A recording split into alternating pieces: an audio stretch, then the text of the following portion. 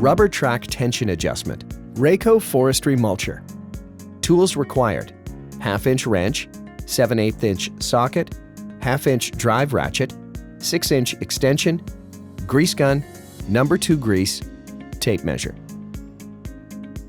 Be sure to read the Operator Service Maintenance Manual in its entirety prior to working on your Rayco Forestry Mulcher.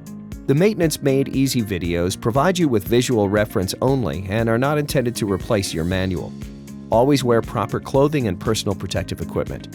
Hard hat, eye, and ear protection must be worn while working on the equipment. Hand protection should be worn where necessary to protect the worker's hands.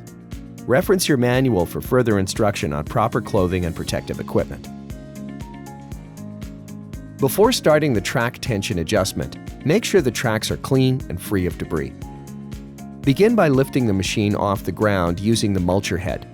Mulcher should be high enough so the track is slack from the front idler pulley to the rearmost bottom roller. Turn off the engine, remove the key, and place in your pocket so it cannot accidentally be turned on while working. Using a tape measure, measure the track tension by locating the third roller from the back. Tension should be 1.5 inches or 38 millimeters from the bottom of roller to the track. If it's determined the track needs adjustment, remove the grease fitting cover on track frame using a 1/2-inch wrench. To tighten the track, use a grease gun and pump grease into fitting until desired tension is reached.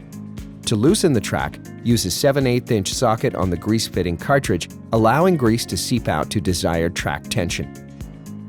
Your forestry mulcher is now ready for operation.